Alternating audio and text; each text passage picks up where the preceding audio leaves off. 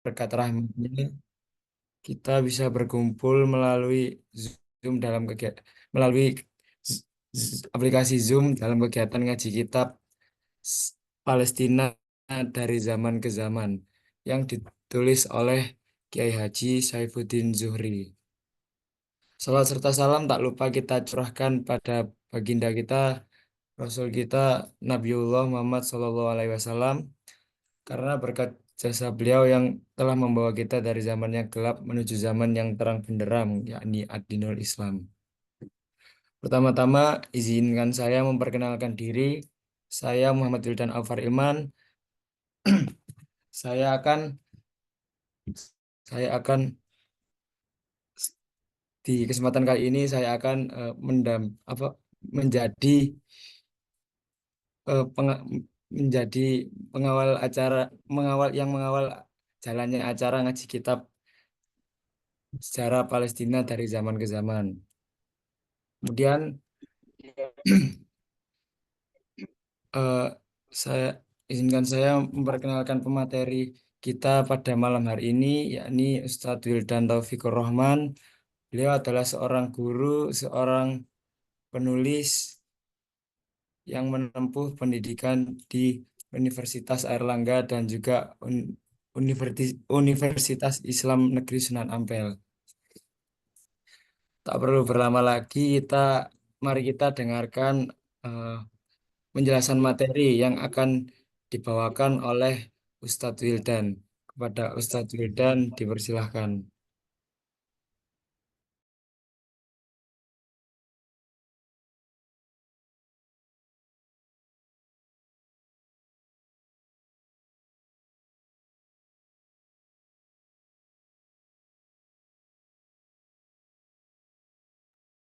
Monggo Ustadz Wildan.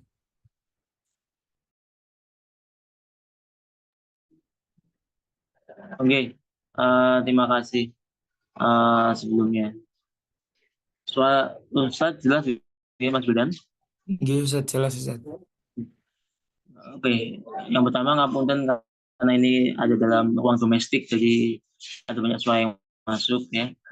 Dari suara keponakan saya sampai suara putra saya, jadi mohon maaf kalau ada yang terganggu sebelumnya. Baik, saya awali dengan salam. Assalamualaikum warahmatullahi wabarakatuh. Waalaikumsalam. Hadana lihada wa ma kunna lihadiya aula an hadanallah wassalatu wassalamu ala sayyidina Muhammadin nuril hidayah wa ala alihi wa sahbihi kumusad wa ba'du. Alhamdulillah, di malam ini tepat malam 17 Agustus ya 2024, kita dipertemukan dalam ruang Zoom ini. Kita bersyukuri bahwa kita dilakukan oleh Allah bisa bertemu dan dilapangkan secara waktu dan pemikiran untuk bisa saling berdialog tentang Palestina ini. Yang kedua, sudah seharusnya kita aturkan sholat kita kepada Rasulullah Muhammad SAW, karena bimbingan beliau lah ya sampai hari ini kita terus tersemangati dan mendapat inspirasi untuk istiqomah dalam berislam. Baik, yang pertama saya ingin terima kasih pada kawan-kawan saya, tim kami, yaitu ada Mas Fokon, beliau alumni FEB UNER ya, Mas Fokon, alumni FEB UNER, Universitas Airlangga, yang membantu dalam penyiapan Zoom kali ini. Dan Zoom ini insya Allah ada rekamannya, sehingga kan bisa diputar ulang oleh kawan-kawan semua dan bisa dibagikan ke kawan-kawan yang lain. Terus yang kedua, saya terima kasih pada kawan saya juga, sahabat saya dan murid saya yaitu Mas Wildan. Namanya sama-sama Wildan ya. Mas Wildan Alfa, yang membantu dalam moderator di ngaji sejarah malam hari ini. Itu. Terus yang ketiga, kawan-kawan semua, saya terima kasih sudah berkenan hadir.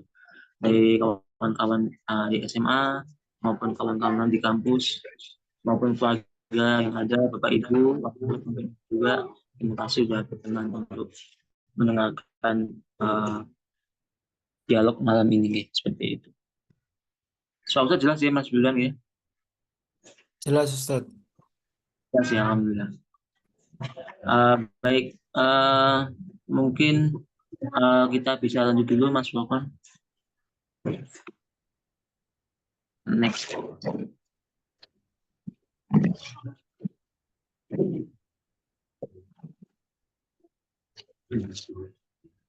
Oke, mohon maaf. Baik, mungkin untuk di awal kali pertemuan kita, seperti yang dicontohi guru kami, para kiai kami di pondok maupun di majelis ya, kita bacakan Al-Fatihah dulu untuk mu'alif ya, penulis dari kitab ini yaitu Kiai Haji Saifuddin Zuhri ya.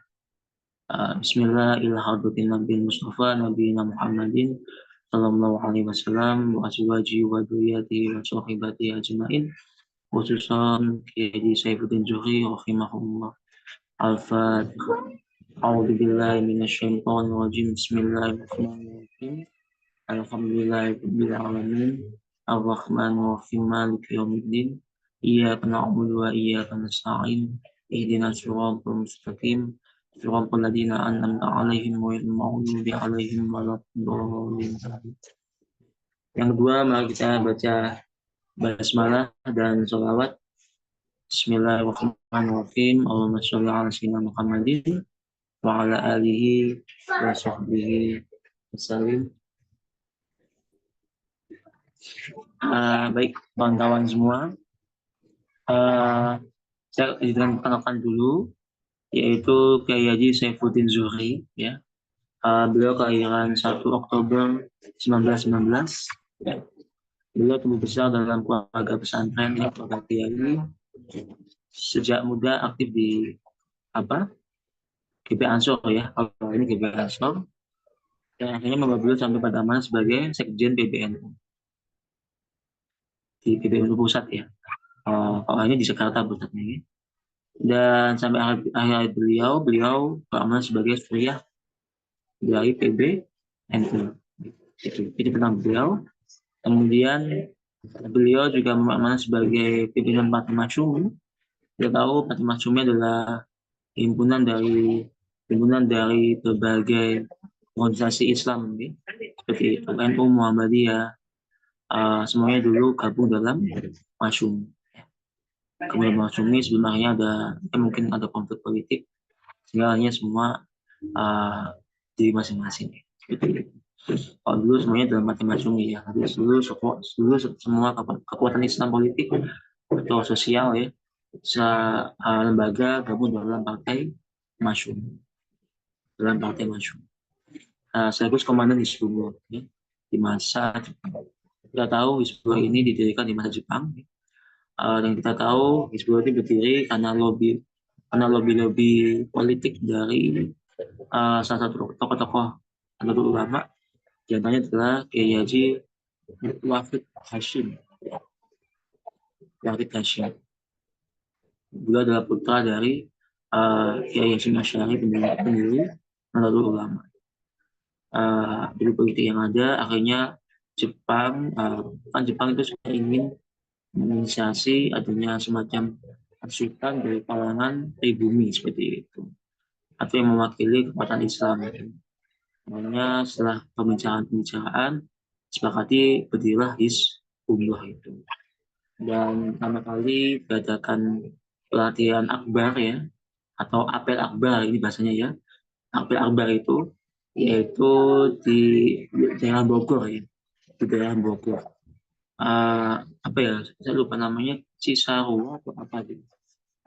Cibubur atau intinya di daerah Bogor ya, teman-teman. Di daerah Bogor, Jawa Barat. Itu semua kumpul ya, ratusan orang dari kalangan Muslim ya, yang berkenan gabung dalam barisan Hizbullah. Ini memang tujuannya, yang pertama tujuannya adalah untuk mendukung Jepang. Tapi kita tahu itu semua adalah bagian dari siasat politik tokoh-tokoh ya, termasuk para ulama kita. Jadi ya sembari mendapat bantuan dari Jepang untuk membuat pasukan, tapi juga untuk menguatkan internal umat Islam ya, untuk menguatkan internal umat Islam. Di sisi lain juga oke, kita deal sama Jepang, tapi di sisi lain juga kita ambil untung untuk membentuk kekuatan internal umat Muslim sendiri seperti itu. Sehingga selanjutnya umat Islam juga kuat ya, seperti itu. Dan itu kan terbukti akhirnya ketika Jepang kalah, Inggris masuk, pasukan kita orang-orang pribumi ini ya, pasukan Muslim khususnya itu mampu menghadapi Inggris ya, karena udah bisa pakai senjata ya kan, udah bisa pakai bom ya, dan lain-lain, udah bisa pakai strategi perang. Kita di karena strategi kekuatan dari Jepang itu dipakai juga dalam aplikasi-aplikasi perang selanjutnya. Baik, lanjut. Ini membuat dua akhirnya keliling tim ya, karena pernah sebagai komandan di sebuah. Yang ketiga, yang keempat juga adalah Menteri Agama di masa Presiden Soekarno. Itu mungkin sekilas tentang gaji sebelumnya. Oke, soal saya jelas ya, Mas Fulpan ya, Mas Wildan. Jelas ya, jelas ya. Jelas Ustaz. Alhamdulillah. Baik, selanjutnya saya lagi. Halo ya. Baik, tujuan dari ngaji sejarah Palestina ini yang pertama ya, kawan-kawan semua, Bapak Ibu sekalian, kawan-kawan, kita datang untuk ibadah ya, dan kawan kepada Allah SWT. Itu yang pertama. Kita memang ibadah kepada Allah dan menambah keimanan. Dan yang kita kaji ini bukan sesuatu yang remeh ya. Ini sesuatu yang besar, yang menjadi sesuatu yang integral buat kita nanti, yaitu tentang Palestina. Tentang Palestina. Itu yang pertama ya. Yang kedua, kita niatkan untuk jihad intelektual. Ya, kalau kita ke Palestina ya kan, kalau kita nyumbang pun juga nggak banyak misalkan. Kita boykot pun juga belum bisa maksimal boykotnya ya. Paling tidak kita bisa melakukan cara lain itu kan, yaitu melakukan jihad intelektual seperti itu.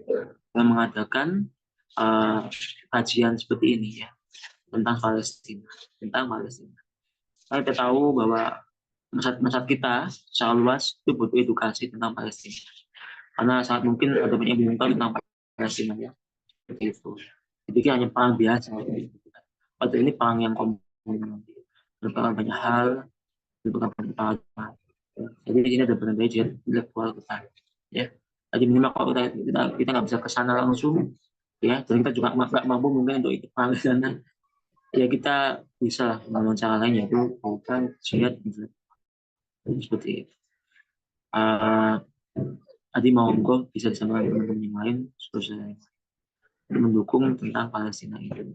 Dan kita mengambil banyak hikmah tentang Palestina. Kita tahu bahwa di Al-Quran sendiri itu isinya sejarah kan, Al-Quran itu yang sebagian besar ini tentang sejarah, tentang para nabi, tentang hal penting ya kan. Jadi sejarah itu punya posisi sentral dalam agama kita, dalam Islam ini. Karena di situ ada kisah yang baik ya, ngomong kisah yang nggak baik, dua-duanya punya pelajaran penting untuk kita ambil seperti itu di antaranya. Dan ini ada foto dari Kaji Masyari dan dari Bapak Wahab Abbas Bulu nih. Ini foto ada di buku beliau ya seperti ini. Monggo lanjut.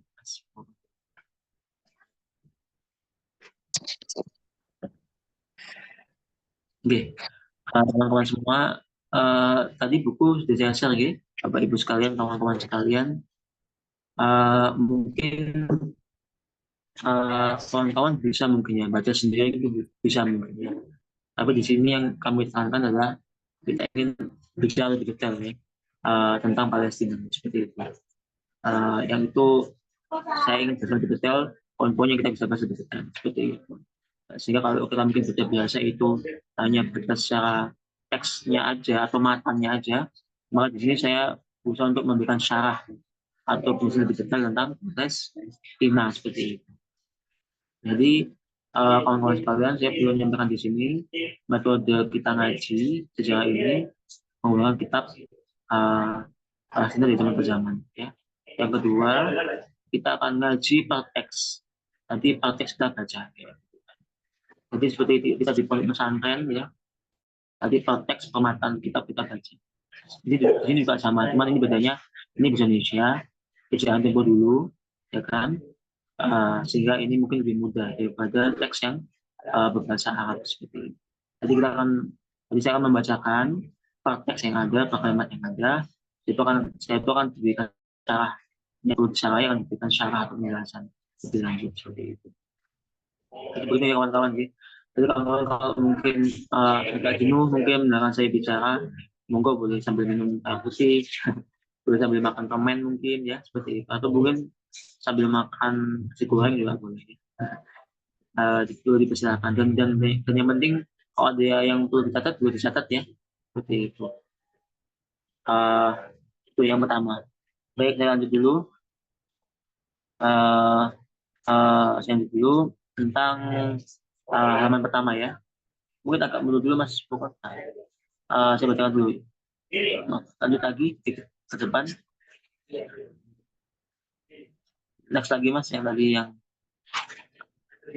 next lagi yang halaman tadi. Agak ke depan lagi. Mungkin bisa maju lagi mungkin. Bisa maju lagi mungkin.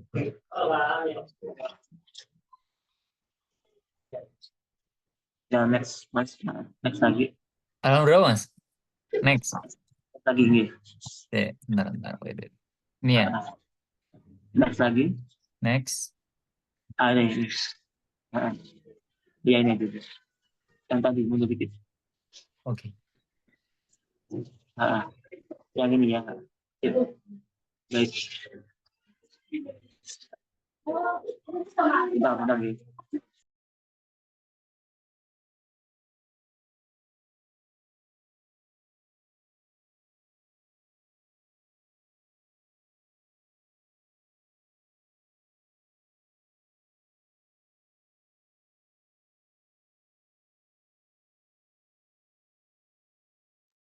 Mohon maaf kawan-kawan sebentar nih. Mohon maaf 1 menit. Nah.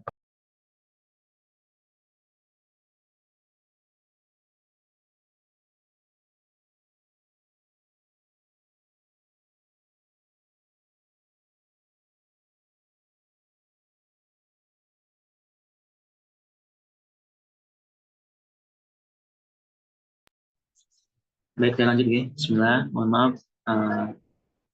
Karena dekat dengan ruang domestik, jadi ada banyak supaya masuk. Mohon maaf sekali. Dari kawan-kawan guys. Yang pertama, KJ Saifuddin Zuhri dan buku Untuk Palestina. Jadi buku ini diketik ulang oleh komunitas Pegon ya. Pegon ini komunitas di Banyuwangi, yang dari kawan-kawan NU di Banyuwangi. Seperti itu. Yang beliau menemukan buku ini terus diketik ulang, kemudian dipublikasikan ulang dari masyarakat luas. Seperti itu. Ketuanya adalah Gus Ayung Noto Negoro. Saya bilang dikit. Sebagai sesama umat Islam, Nahdlatul Ulama memiliki kecintaan yang sangat tinggi pada bangsa Arab Palestina. Bahkan jauh sebelum bangsa Palestina itu. NU telah memberikan dukungan penuh terhadap kemerdekaan Palestina. Dukungan Zionis Israel yang dibantu oleh para sekutunya itu.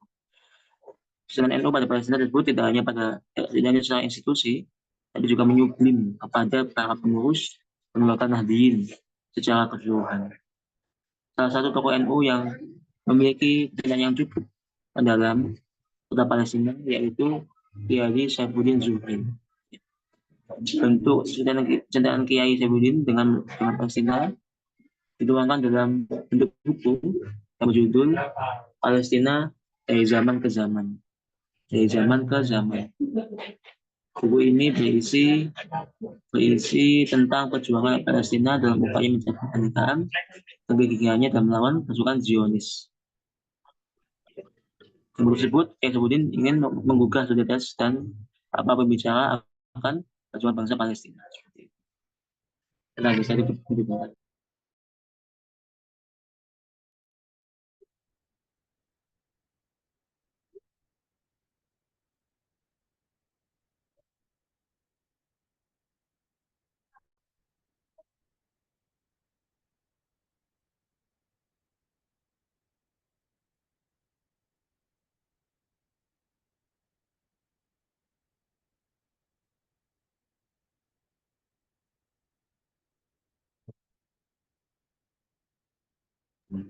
Baik, saya lanjut ke kawan-kawan.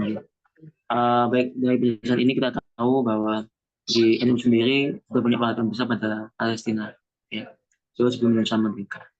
Dan kami pribadi pernah melakukan penelitian. Saat itu kami sedang skripsi, ya.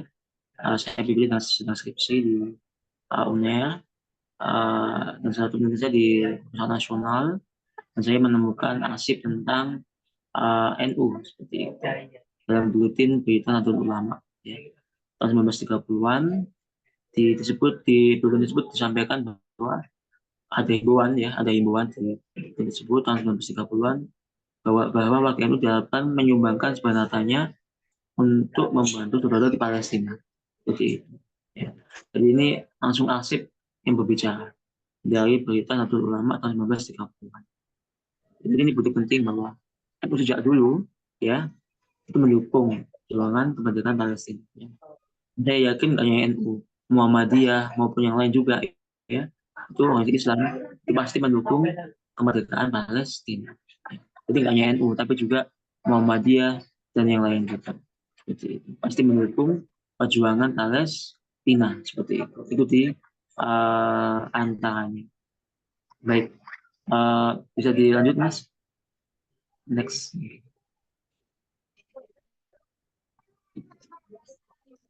Baik, insya Allah saya maksimalkan sampai 20-30, oke, kawan-kawan. Jadi kita bisa tanya jawab, ya, oke. Baik, baik, saya baca lagi. Penulisan buku tersebut bahwa dari kunjungan Muhammad Abdul Mun'im selaku konsul jenderal Mesir untuk India ke Solo, Maret 1947. Kehadiran beliau menyampaikan kabar dari Liga Arab kepada Presiden Soekarno. Jadi saat itu Muhammad Abdul Mun'im ini langsung sowan kepada Pak Soekarno, ya.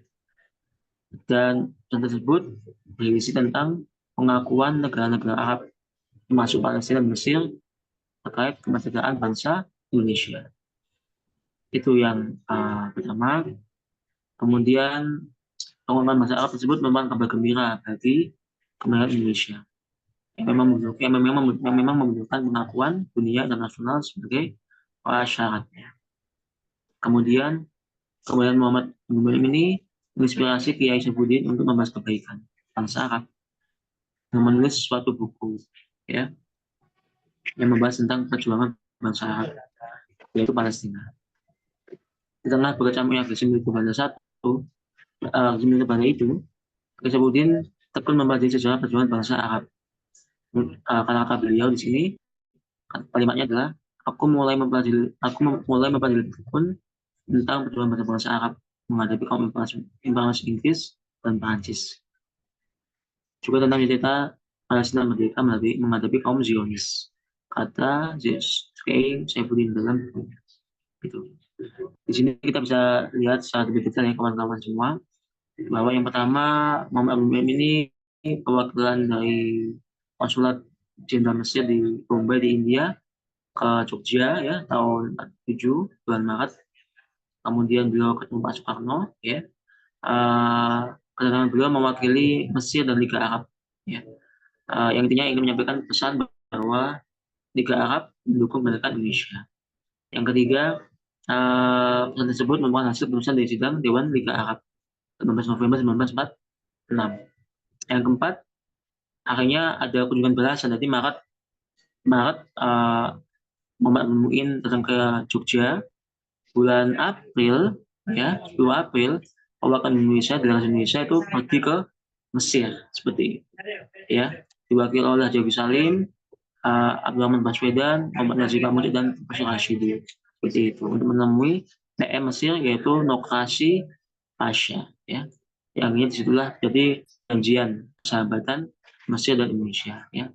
Dan sebelum ke Mesir itu, rombongan sempat ke India, ya, untuk konferensi terlebih dahulu di India untuk mendukung hubungan stabilitas dengan negara di sisi lain, pemerintah Belanda nggak terima seperti itu. Karena kita tahu saat itu Belanda masih mencengkam kuat, ya, di Indonesia seperti itu. Walaupun sudah merdeka, ya, mereka melakukan propaganda politik yang negatif terkait dengan Palestina, dengan Indonesia seperti itu. Ada sedikit penjelasan dari saya pribadi. Mungkin saya nggak tulis di sini ya. Yang pertama, kawan-kawan semua, tentang Muhammad Baswedan, ini adalah kakek dari Pak Anies Baswedan, seperti itu. Kemudian saya cukup banyak cerita tentang beliau karena skripsi saya menyinggung tentang beliau, ya, seperti itu. Tadi Abdul Baswedan ini orang asli dari Ampel, ya, Surabaya, seperti itu. Beliau orang yang berkecukupan, masuk orang kaya di Surabaya. Bahkan sebagian tanah dari UNER, ya, itu adalah sumbangan dari beliau. Ya. Itu diantaranya. Jadi beliau ini termasuk tokoh penting di dalam kancah pemerintahan dan politik di Indonesia, seperti itu. Itu diantaranya.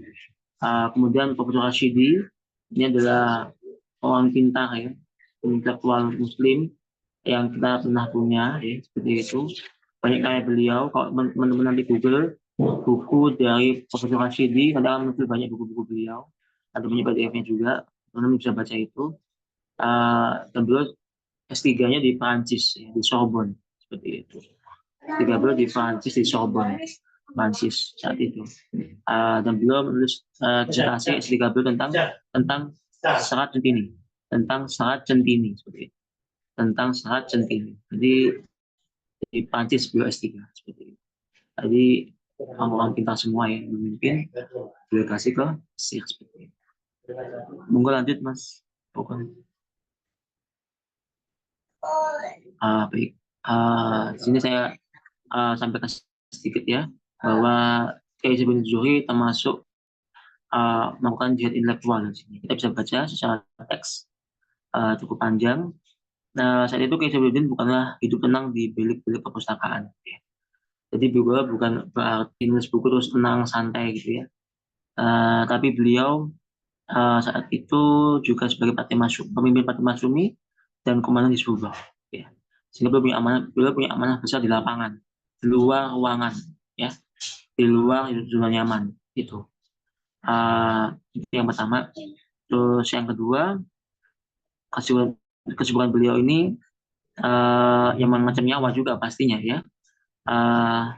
Beliau ternyata tetap bisa nulis, ya, dan menghasilkan buku yang berjudul Palestina di Zaman ke Zaman, ya, yang akhirnya di ini, ya, dicetak di Jogja, ya. Jadi itu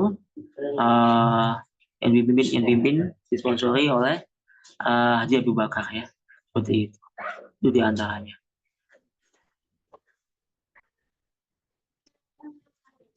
Baik, lanjut dulu. Jadi ingin saya sampaikan bahwa beliau Kiai Ibn Zuhri ini melakukan jihad intelektual, ya. Jihad intelektual. Yang kedua, beliau di dalam keadaan santai, dalam keadaan susah sebenarnya, ya. Dalam camuk perang, tapi beliau bisa menghasilkan buku sebesar kitab, ya, seperti itu. Mungkin sama seperti Buya Hamka yang di penjara, ya, itu kan dalam keadaan sulit, beliau masih bisa menulis dan di Tafsir Al-Azhar, ya. Dari beliau kita tahu bahwa beliau tidak hanya kiai yang itu tenang di meja, ya, tapi beliau tercontoh dari kiai sekaligus intelektual organik, ya. Kiai sekaligus intelektual organik, ya. Setelah ini saya dapat kenal dari salah satu intelektual, beliau aktivis lingkungan yang senior sekali di Indonesia, yang namanya adalah Pak Hendro Sangkoyo. Saat itu saya sedang ikut sekolah lingkungan, ya, sekolah ekologi dari Walhi, gitu. Saya sempat berbicara salah satu narasumber yang ada yang sangat berpengalaman, yaitu Pak Hendro Sangkoyo. Beliau orang Jawa Barat, alumni Columbia University di Amerika. Beliau memperkenalkan istilah intelektual organik. Itu istilah untuk orang-orang terdidik, kaum terpelajar yang nggak hanya sibuk belajar, tapi beliau juga sibuk bergerak di lapangan. Jadi nggak hanya sibuk belajar aja di kelas, nggak hanya kutu buku, tapi beliau juga, tapi mereka juga perhatian dengan isu-isu di luar itu, dan ikut gerak bersama masyarakat, ya. Jadi ikut turun ke lapangan. Itu contoh intelektual organik, ya. Jadi nggak cuma di Menara Gading hanya nulis jurnal, nulis artikel, publikasi, presentasi selesai, tapi beliau juga ikut turun ke lapangan.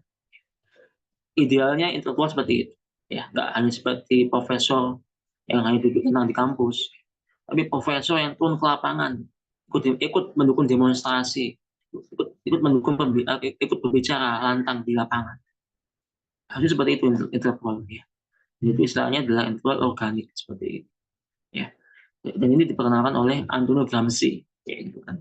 Salah satu intelektual penting paham Marxis dari Italia seperti itu, ya. Jadi itu contoh kecil, dan kita berharap semua seperti itu, ya. Semoga bisa jadi intelektual organik, ya. Nggak cuma pintar secara buku, kitab, tapi juga bergerak di lapangan, ikut campur bersama masyarakat seperti itu. Lanjut Mas Pilkon. Bisa lanjut mungkin. Oke, baik. Kawan-kawan, ya. Baik, lanjut lagi. Buku ini dikasih kata pengantar oleh Ismail Banda. Agak mundur Mas Pilkon bisa? Agak baik, dalam buku ini Saifuddin, ya, beliau membahas banyak tentang waktunya 13 abad, ya, dari masa Khalifah Umar, Perang Salib, ya, sampai Perang Dunia Pertama seperti itu. Dan di bawah kekuasaan Inggris, Palestina mulai dihuni oleh kelompok Yahudi. Jadi orang Yahudi itu mulai masuk di masa kekuasaan Inggris, ya, mencengkram wilayah Palestina. Saat itu Turki Ottoman sudah mulai melemah, ya.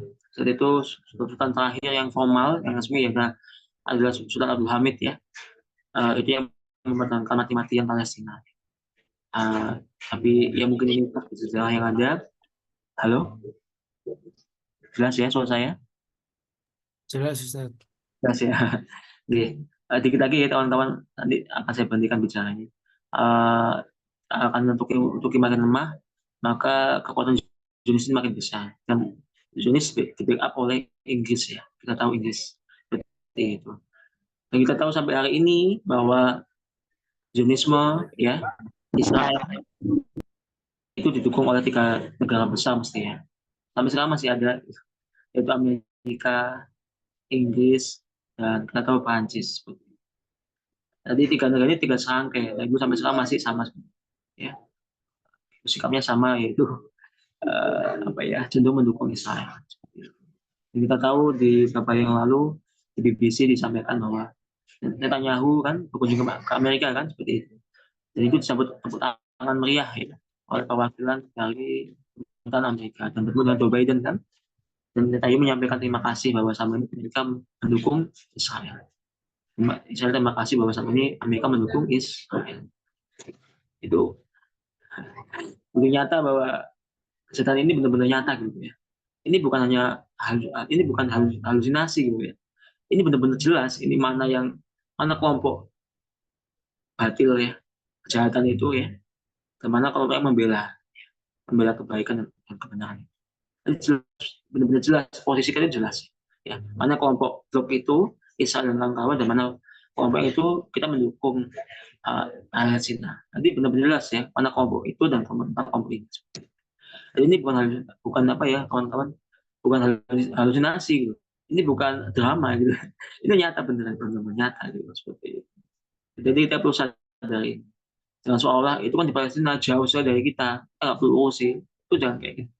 Itu sikap yang nggak rasional, kayak gitu. Itu nggak berakal sehat. Itu lebih pada sikap egois seperti itu. Itu diantaranya. Almarhum Gus Dur, ya, sedang kita pernah bicara bahwa saudaramu yang nggak seiman adalah saudaramu dalam kemanusiaan. Saudaramu yang nggak seiman adalah saudaramu dalam kemanusiaan. Itu Gus Dur, ya. Saudaramu yang nggak seiman adalah saudaramu dalam kemanusiaan, ya. Kalau kita yang seiman adalah itu dekat, apalagi yang satu itu seperti itu. Dan kita tahu Palestina adalah sebab kita seiman seperti itu. Itu diantaranya. Baik, ya. Bisa lanjut Mas? Sedikit lagi kawan-kawan, ya. Nanti kita diskusi lagi. Baik, ternyata buku ini sempat nggak gagal, dianggap gagal terbit, ya, seperti itu karena agresi militer Belanda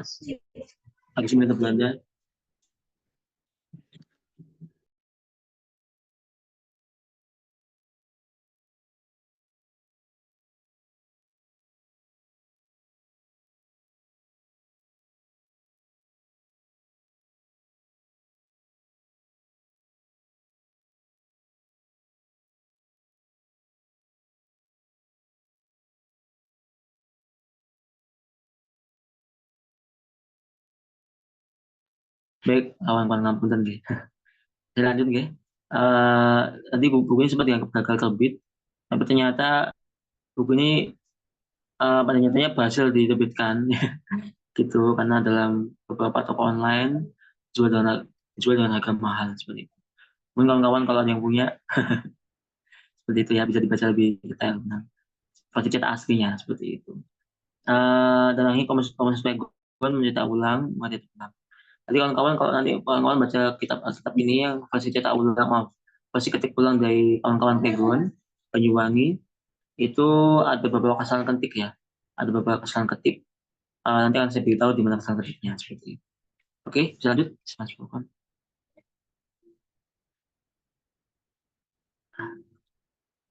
Oke, ya ini pernyataan kecil dari kawan-kawan Pegon ya di Banyuwangi ya. Uh, Intinya mereka hanya mengetik ulang, tidak banyak mengubah ya, hanya mengambilkan ulang dari teks yang diketik oleh Kiai Saifuddin Zuhri seperti itu. Baik, mungkin di poin ini kawan-kawan ada yang mau tanyakan atau ada yang mau ditanggapi dulu mungkin? Monggo mungkin Mas Belanda mungkin bisa membuka mungkin tanggapan sedikit dari kawan-kawan. Silakan. Bagi audiens yang ingin bertanya atau berdiskusi bisa mengangkat tangan atau bisa bertanya lewat chat. Untuk audiens yang ingin bertanya, dipersilahkan.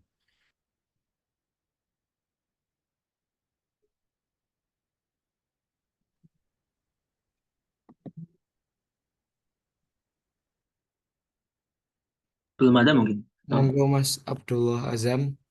Oh, ada. Mas Azam, nggih.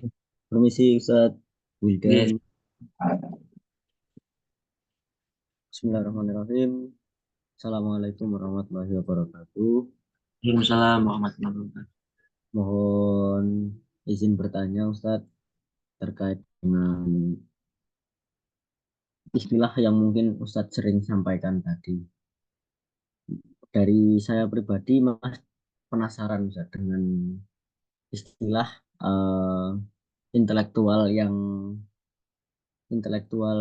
organik itu yang Ustadz masukkan dalam Antonio Gramsci dan juga Yai Haji Muhammad Zuhri ini, apa sih Ustadz kira-kira yang penjelasan lebih dalam dan sebagainya. Saya tertarik dalam itu.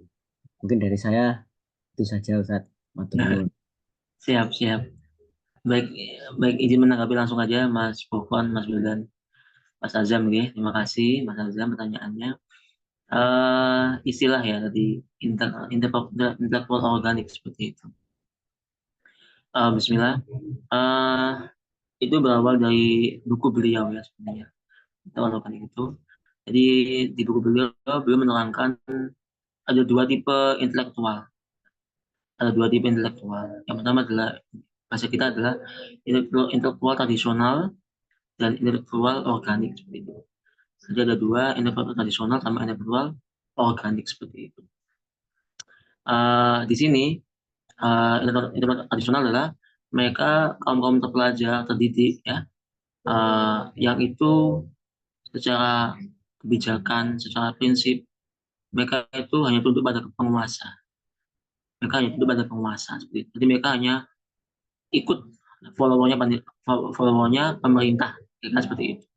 Jadi pemerintah ngomong apa, ya mereka mendukung, ya, gitu kan. Pemerintah bikin undang-undang apa, mereka membantu, seperti itu. Mereka nggak punya sikap kritis seperti itu. Padahal itu orang pintar ya. Kalau bisa kita mending orang S3, profesor gitu ya, seperti itu. Tapi mereka membeu, mereka manut pada pemerintah, tunduk pada pemerintah. Ya, ya mungkin mereka udah banyak apa ya, tersuap masih gitu ya, tersuap atau banyak terfasilitasi oleh pemerintah ya, sehingga mereka lemah secara kritisnya itu, secara nalar kritis itu melemah, sehingga hanya membeu tunduk pada pemerintah. Itu namanya intelektual tradisional seperti itu. Jadi tunduk patuh pada pemerintah, pada penguasa maksudnya ya, pada penguasa yang ada. Kalau intelektual organik itu mereka kaum terdidik, orang pintar, terpelajar, ya kan, mungkin kalangan profesor S3 gitu kira-kira atau S2 ya. Maaf, Interpol ini nggak harus S3 ya, maaf ya. Kayak gitu. Nggak harus mereka yang S2 misalkan. Bahkan orang biasa pun bisa termasuk dalam kalangan Interpol organik ini. Itu banyak ya. Seperti tadi mereka nggak bukan berarti yang harus lulusan kampus seperti itu ya. Bisa orang biasa. Tapi mereka terdidik, mereka baca buku, mereka berpikir, mereka bisa menulis, mereka bisa mengorganisir masyarakat kayak gitu. Itu termasuk intelektual organik. Dan nggak harus lulusan kampus, ya. Nggak harus orang kampus. Itu mas. Dan orang ini mereka punya sikap mandiri, ya. Mereka punya sikap mandiri. Mereka punya sikap mandiri. Mereka punya sikap kritis. Kalau pemerintah nggak benar, mereka akan protes itu. Seperti itu. Jadi mereka punya otoritas atas dirinya sendiri. Mereka punya otoritas atas dirinya sendiri. Ya. Itu intelektual organik seperti itu. Mas Azam. Sehingga mereka memilih untuk menyatu dengan masyarakat. Ya, mereka orang pintar dan memilih untuk menyatu dengan masyarakat. Mereka nggak ya duduk rapi di perpustakaan, baca buku aja, tulis jurnal, bikin makalah, bikin apa mungkin KTI gitu ya, penelitian, publikasi selesai, dapat uang, hidup nyaman, nggak gitu. Nah, ini mereka mau susah. Contohnya intelektual organik. Contohnya adalah satu yang kita tahu adalah Pak Soekarno. Apalagi yang kedua, Pak Muhammad Hatta. Yang ketiga sebelum Ustaz, banyak banget tokoh-tokoh yang bisa bahasa kita yang masuk intelektual organik. Seperti Haji Agus Salim, ya seperti itu. Seperti juga Tan Malaka kita tahu ya, Tan Malaka. Itu semua contoh dari intelektual organik. Mereka orang terdidik, orang pintar yang bisa hidup nyaman, tapi mereka menghindari itu. Mereka memilih berjuang bersama masyarakat. Mereka memilih susah, mau dipenjara, mau dibuang, mau diasingkan kayak gitu. Itu namanya intelektual organik. Ada yang mau kira-kira? Monggo. Ya, tentukan pilihan jenengan. Ya kan seperti itu Mas Azam ya. Dipahami Mas Azam? Jadi, Masya Allah, penjelasannya luar biasa, Ustaz. Insya Allah, bismillah, semoga menjadi penggerak selanjutnya. Oke. Oke, terima kasih Mas Azam. Terima kasih juga, Ustaz. Oke. Mas Bokan, saya boleh daluan sedikit aja, mungkin 5 menit yang Iya, tadi. siap.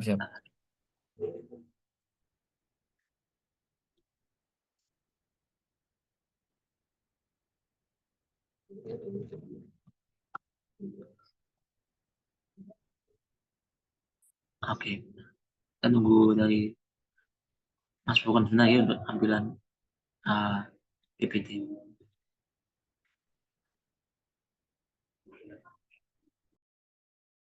Sebentar ya, Mas. Oke, siap. Apa bahasannya?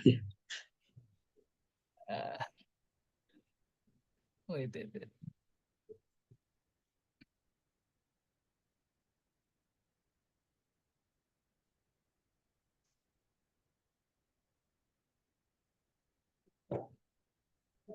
Oke, ini ada kawan-kawan. Terima kasih sudah mau hadir ya. Dan murid-murid kami. Semoga manfaat Mbak sini, ada Mbak Danis, ada Mbak Putri. Monggo sarannya kalau ada yang kurang dari Ustadz ya, nanti bisa diketik langsung di grup chat. Kurang ini mungkin kurang jelas, mau disampaikan ya.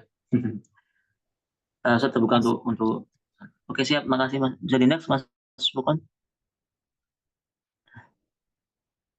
Gimana, Mas? Bisa di next. Oke, siap. Next.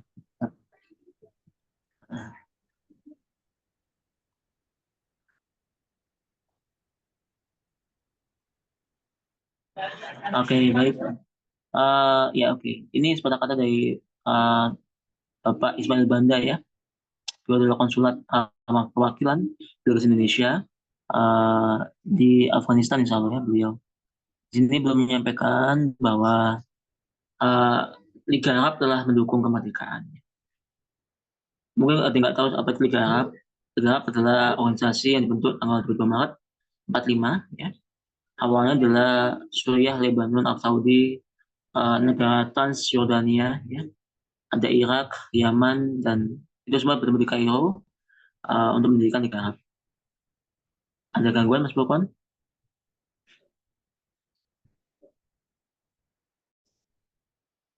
Oke, saya lanjut dikit ya. Liga Arab inilah yang nantinya akan bersatu melawan Israel ya. Saat Israel dan sudah mengumumkan untuk berdiri, kan negara Arab nggak terima itu kan.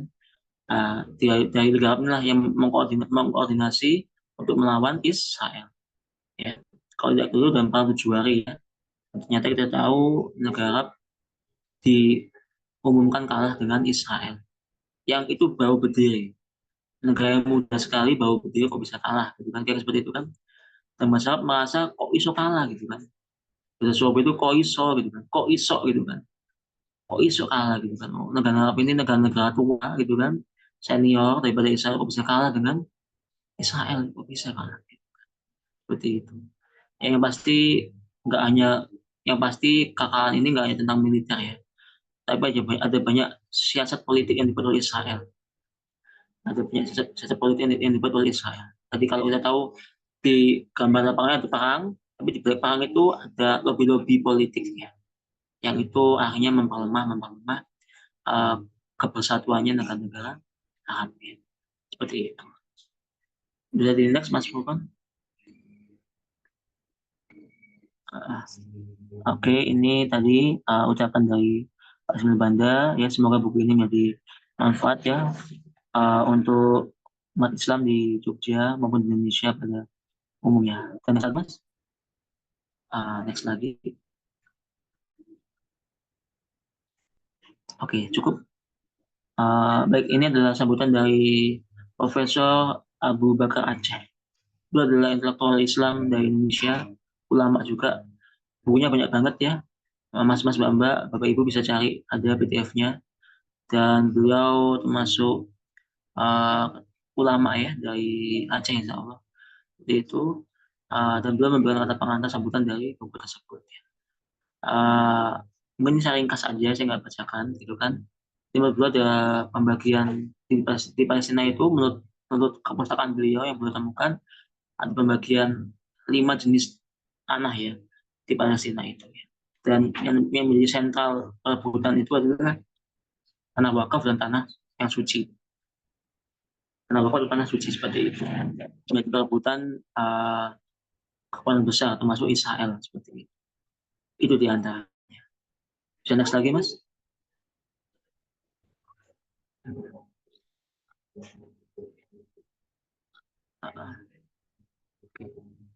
Jadi itu, dan semua sebenarnya sentralnya ada di Baitul Maqdis itu ya. Kita umat Islam ingin juga mempertahankan Palestina dan mempertahankan Baitul Maqdis. Di pihak yang lawan kita itu ya, lawan Yahudi Israel itu, mereka ingin mengambil alih itu ya kan, dan mengambil alih Palestina secara keseluruhan ya. Jadi yang menjadi sumbu atau titik merahnya adalah Baitul Maqdis itu ya, karena Baitul Maqdis itu terikat dengan ini tiga agama ya, Islam, Kristen, dan Yahudi seperti itu, atau Nasrani, bahasa Indonesia adalah Nasrani. Nasrani adalah namanya dari Nazaret. Nazaret adalah nama tempat lokasi di wilayah Palestina.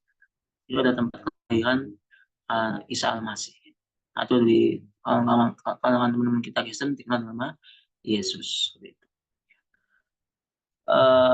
Baitul Maqdis itu penting karena itu berada dengan Isra Mi'raj ya, Nabi kita. Yang lalu dengan melakukan Khalifah Umar bin Khattab di masa Islam itulah Baitul Maqdis itu makmur ya. Makmur sekali ya. Tiga agama ini berdampingan ya, dalam naungan Islam seperti itu ya.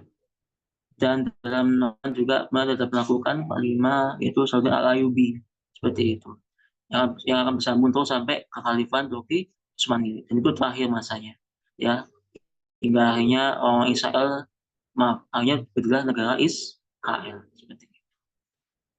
Mungkin itu sedikit cukup. Maaf, ini teman-teman ya, kalau teman-teman lihat ada kalimat orang Islam 600.000, orang Kristen 80.000, itu orang Jogja, itu bukan orang Jogja ya, tapi itu ini kemarin saya coba konfirmasi ulang, belum dibalas oleh belum dibalas oleh tim dari Komisi Pegon, belum dibalas ya. Jadi saya masih mengonfirmasi ini 130.000 ini maksudnya apa? Karena ini salah ketik ya termasuk. Nah, kemudian yang dimaksud dengan ini ya, orang Islam 89%, orang Kristen 9%, orang Yogyakarta 15% itu bukan orang Yogyakarta ya, tapi itu adalah orang Yahudi 15% ya, seperti itu. Jadi Palestina itu mau dibagi di masa itu ya, di konteks tahun itu, di masa itu tahun 1940-an ya, itu orang Yahudi itu jumlahnya 15%. Dan Inggris ingin memberi tempat di Palestina untuk orang Yahudi yang jumlahnya itu 15% dibanding orang Arab yang jumlahnya adalah 89% seperti itu. Dan ini sebenarnya panjang sekali sejarahnya. Jadi Palestina ini adalah lokasi strategis pertemuan banyak peradaban seperti itu. Ya, pertemuan banyak peradaban secara ekonomi, politik, militer, semua itu temunya di Palestina gitu loh. Arti di masa klasik ya, masa lampau ya, kayak gitu sampai masa kini, Palestina itu memang strategis, secara lokasi memang strategis. Tempat pertemuannya banyak peradaban, banyak kepentingan juga di situ. Dan sehingga tadi kalau kita bahas Palestina itu sangat kaya sekali sejarahnya ya, itu diantaranya. Zaman Romawi pun sudah dibahas tentang Palestina seperti itu. Mungkin itu cukup dari saya, Mas Fulkon, untuk PPT-nya. Mungkin bisa ditutup, nggak apa-apa. Saya izin kirim mungkin file kecil ya. Mas, Saya, mohon ya. maaf ini ada yang tanya di chat tuh Mas. Oh ya, siap. Ini saya kirim file bentar di grup bentar ya, gambar kecil. Oke. Nanti kita tanya. Sebentar lagi Mas Edi, ngapunten. Ini kawan saya nih. Kirim dulu teman-teman.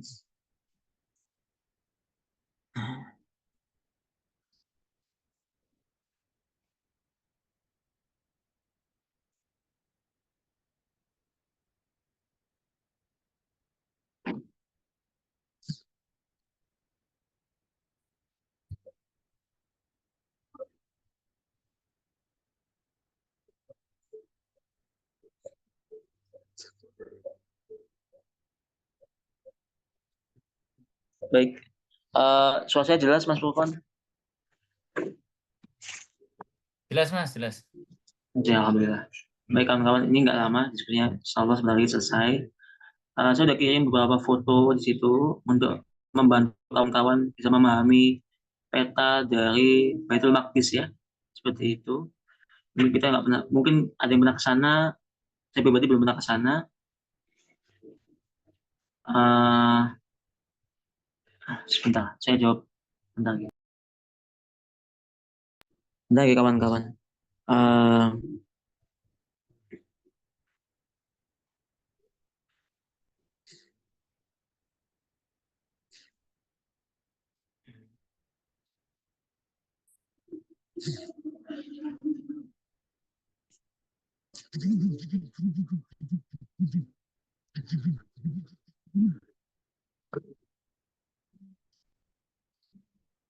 Baik kawan-kawan, itu adalah peta ya tentang Baitul Maqdis ya. Kita tahu ada Old City, itu adalah kota tua ya, yang terbagi dalam beberapa region. Ada wilayah Jewish, yang orang Yahudi, Muslim, Kristen, dan orang Armenia seperti itu. Jadi di Baitul Maqdis ya itu apa ya, banyak banyak banyak situs-situs penting yang tua sekali, sangat-sangat tua, bahkan bisa jadi dari zaman Romawi sudah ada situs itu seperti itu ya. Jadi di Palestina itu banyak lapis-lapis peradaban situ ya, ada banyak lapis-lapis peradaban yang itu saling saling terkait seperti masa Romawi, apa namanya, terus masa apa namanya Islam ya, kemudian nanti pasukan salib kayak itu kan, terus nanti Salun Alayubi seperti itu. Tadi di situ banyak situs yang penting di situ ya, itu diantaranya. Dan dalam uh, Haram al Sharif ya, itu adalah kumpulan tempat suci ya, seperti itu. Di situ ada Al Aqsa ya, Masjidil Aqsa ya, seperti itu. Yang dimana di situ Nabi kita sempat singgah di situ.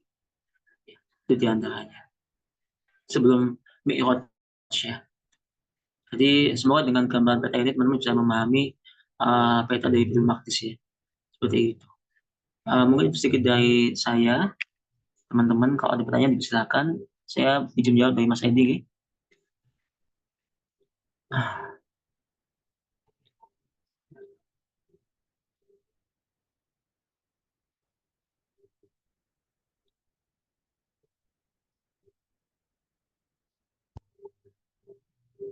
Oke, makasih. Mas Wildan, Ustaz jelas nih? Jelas Ustaz. Jelas ya. Oke, benar Mas Wildan, sedikit lagi nih. Kita masih makan mungkin 10 menit lagi sebelum kita ini. Apa sikap kita dan langkah kita sebagai manusia Indonesia yang saat ini paling efektif untuk membantu perjuangan Palestina saat ini? Mungkin apa ya? Bismillah. Mungkin Mas Edi jawaban saya nggak bisa memuaskan ya. Dan sangat mungkin ada banyak jawaban lain ya yang lebih pas yang untuk dijawab. Jadi ini bukan jawaban tunggal. Jadi ada yang lain bisa jawab lebih baik. Tapi kalau ditanya kepada saya, apa jawaban saya pribadi? Saya pikir apa cara efektif kita? Satu, mulai dari pendidikan. Mulai dari pendidikan seperti itu. Dalam artian kita memberikan edukasi kepada masyarakat tentang apa itu Palestina, apa kata-kata Palestina dengan kita, seperti itu. Bagaimana sejarah Palestina, ya kan? Dan apa hubungan dengan Islam, seperti itu. Jadi langkah pertama yang kita bisa lakukan adalah melalui pendidikan, seperti itu. Ya seperti ruang media seperti ini, lewat Al-Jazeera, ya kan? Atau melalui artikel-artikel, ya kan? Itu bisa memberikan edukasi secara lebih masif kepada masyarakat seperti itu tentang Palestina, ya kan? Tentang arti penting Palestina. Ya. Ini Mas Edi, saya pernah ini kawan-kawan ya, saya pernah ngobrol sama salah satu guru kami, dosen FIB UNER, yaitu Dr. Listiono. Beliau dosen filsafat ya. Saya pernah tanya ke beliau, Bapak, bagaimana caranya kita untuk mengubah masyarakat? Saya ulangi lagi, bagaimana cara kita untuk mengubah masyarakat? Bagaimana cara kita untuk mengubah masyarakat seperti itu? Jawaban beliau pendek sekali. Ubahlah mulai dari cara berpikir.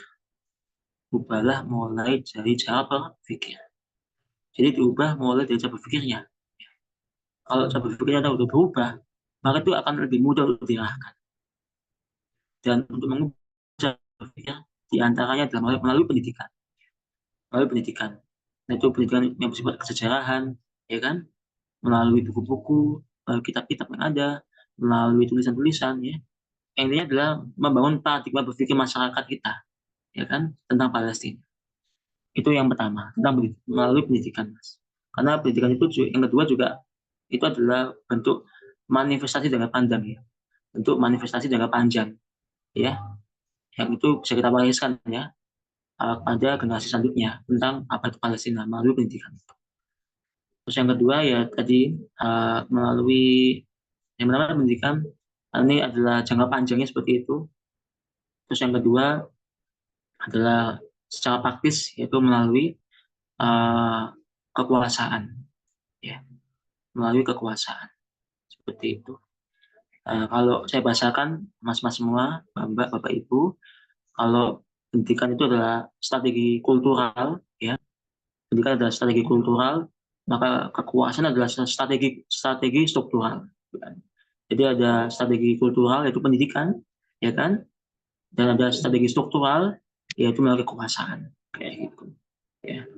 Dan secara kekuasaan maka menurut pemerintahan kita, ya, kita tahu pemerintah kita sangat mendukung Palestina dan komitmen dengan Palestina. Menurut Pak Soekarno sampai sekarang kan semuanya mendukung Palestina, ya seperti itu. Dan itu adalah amal jariah ya bagi saya ya. Itu adalah amal jariahnya Presiden Soekarno kayak gitu, kawan-kawan ya seperti itu. Mas Bidan soalnya jelas ya soalnya Ustaz ya. Iya Ustaz, jelas Ustaz. Ya, seperti apa. Dan itu adalah majalahnya Pak Soekarno ya, yang mengawali bahwa kita akan mendukung Palestina, ya kan? Dan sampai ini pun memang kita komitmen mendukung Palestina.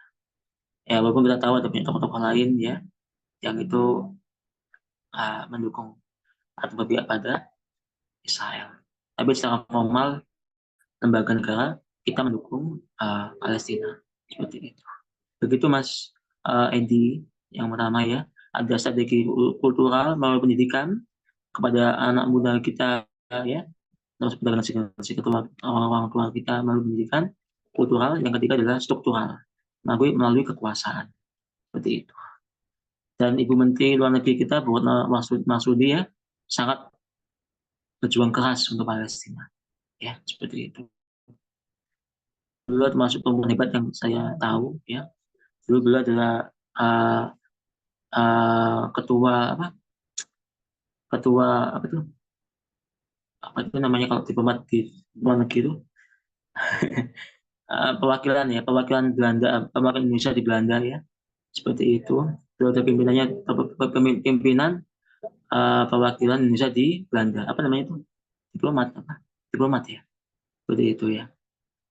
Itu konsulat ya di Belanda, akhirnya jadi menteri. Yang kedua, ada informasi sejarah diplomasi sebenarnya yang paling relevan dan mengapa apa ya, kalau kata Profesor Abu Bakar Aceh di kata pengantar beliau tadi itu, ini nggak hanya masalah perang politik mas, tapi juga perang agama, perang agama ya. Mungkin ada banyak orang awam mengira ini perang politik ya, tapi kita harus tahu bahwa ini adalah bagian, tapi kita harus tahu ternyata ini adalah bagian perang agama. Kok iso?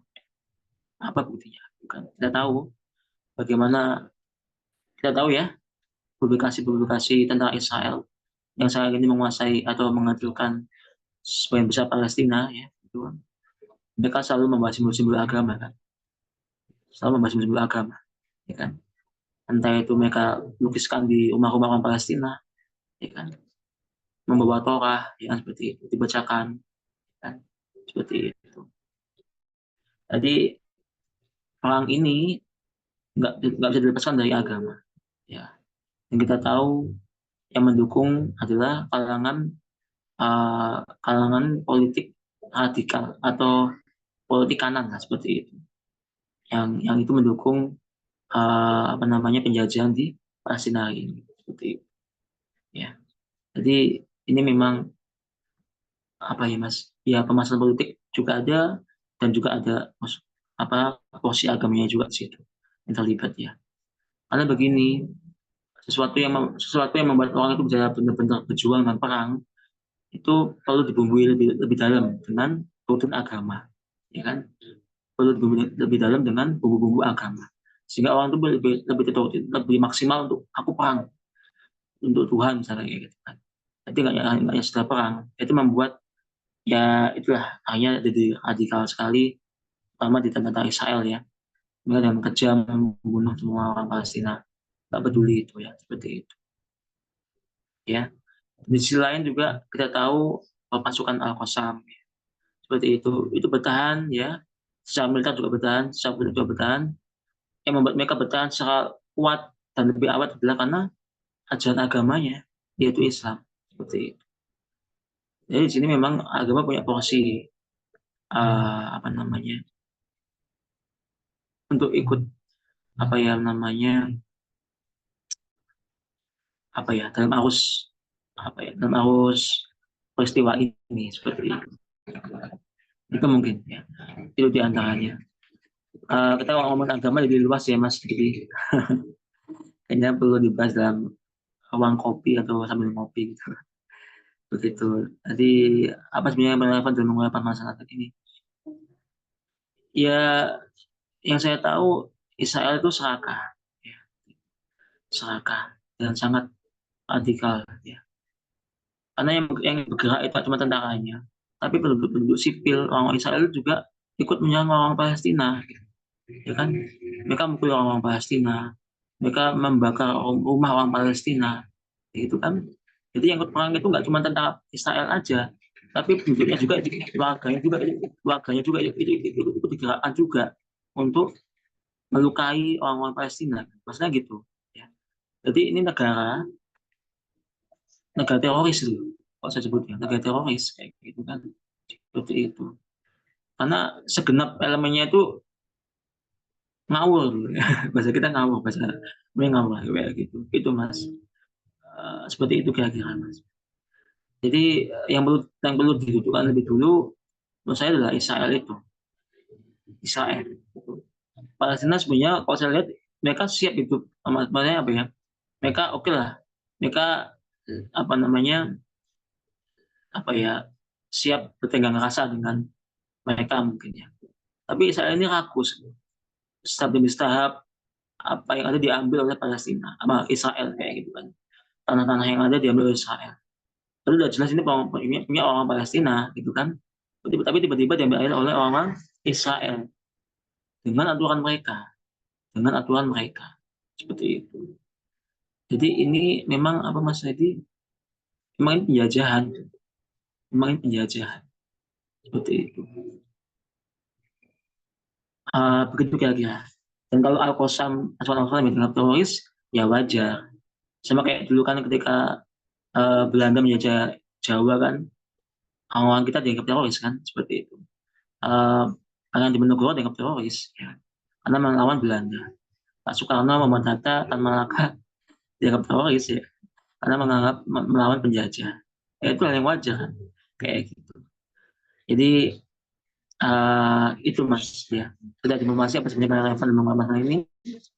Ya tadi perlu bersama. Saya tahu ada banyak pertemuan internasional di Kairo di Mesir hari ini yang menjembatani antara Israel dan Palestina. Seperti itu. Dan Israel kita tahu mereka nggak mau ngalah.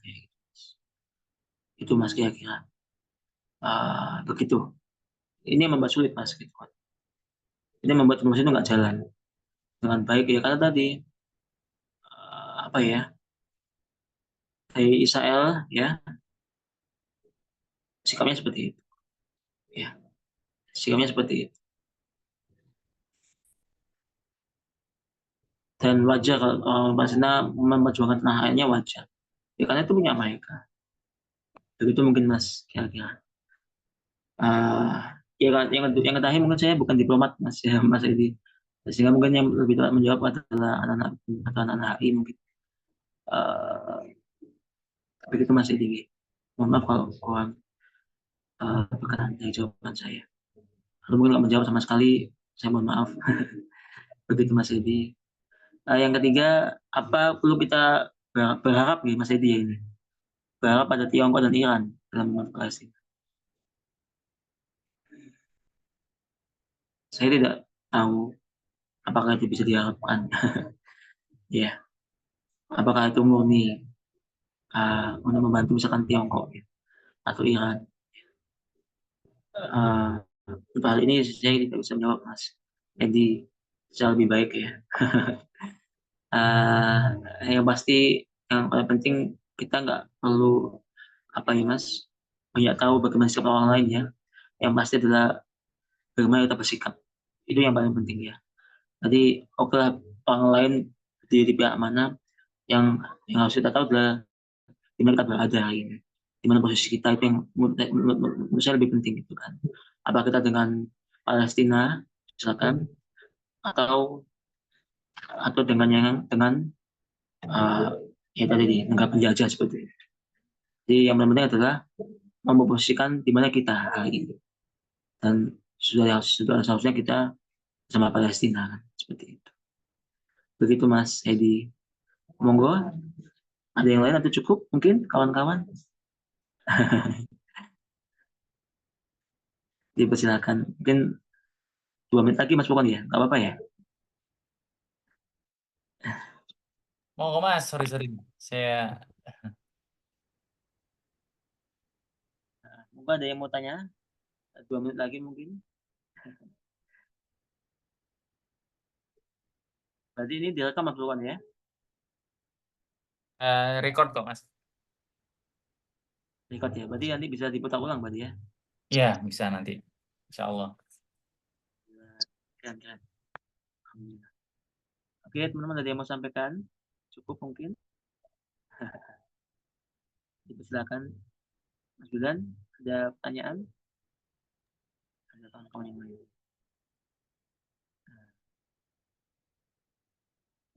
Ini ada kawan saya Ustadz Bayu dari Lampung, dua dosen di Lampung ya, ahli metalurgi. Semoga sehat.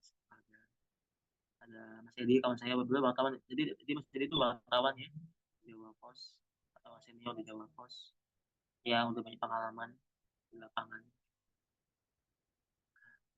Semoga kawan-kawan yang lain bisa ada Mas Zafran, menurut kami juga, menurut saya. Kalau soal bertanya silakan Mas Zafran. Ada yang lain juga kawan-kawan saya, Mas Zakia, ada Mas Wahyu juga, ada Mas Zaki, Mas Danis. Cukup mungkin ya malam ini. Terima kasih kawan-kawan semua. Saya kembalikan mungkin cukup dari saya pribadi, mohon maaf dari kepala saya pribadi. Terima kasih sudah mendengarkan. Mohon alam bisawab. Saya kembalikan ke moderator. Tunggu Mas Wildan. Terima kasih Ustadz Wildan atas pemaparan materinya dan juga eh, diskusinya. Baik, sebelum saya tutup, diharapkan untuk audiens bisa mengisi presensi yang saya kirimkan di chat Zoom. Oke. Mungkin nanti bisa juga dikirimkan ke grup WA Mas ya. Iya, Ustadz, siap, Ustadz. Oke, monggo Mas.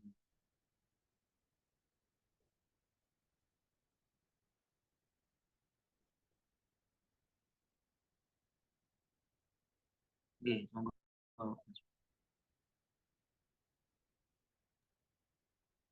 Insya Allah kita cukupkan untuk kegiatan ngaji kitab Palestina dari zaman ke zaman.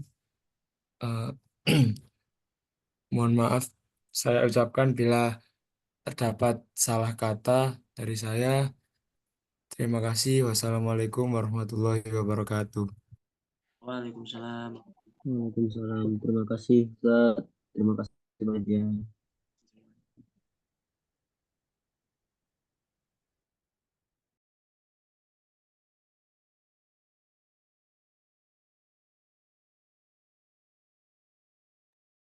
Terima kasih Mas Boban nggih. Gimana Mas Wildan? Saya cukupkan ya Mas Zoom-nya? Oke, oke.